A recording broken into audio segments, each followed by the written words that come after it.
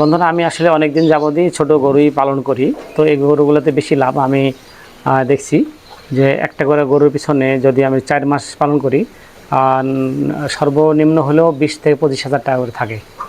তো এগুলোকে অনেক বেশি খাওয়াতে হয় না এবং অধিক পরিমাণের খাদ্য না খাওয়ালেও এরা কিন্তু তাড়াতাড়ি বড় হয়। অত দেখতে পাচ্ছেন আমার গরুগুলো আল্লাহর রহমতে যথেষ্টই ভালো হয়েছে। আপনারা দোয়া করবেন।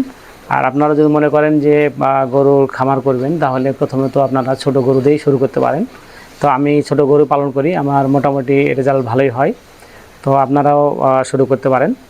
তো এখানে 4টি গরু আমি কিনেছিলাম, ধরেন 40,000 করে। 4টি গরু মোটামুটি 1,60,000। তো এই গরু 4 মাস পরে মোটামুটি বলা যায় যে 80,000 টাকা করে প্রত্যেকটা গরুই কমপক্ষে 80,000 বা 75 থেকে 80,000 মধ্যে বিক্রি হবে।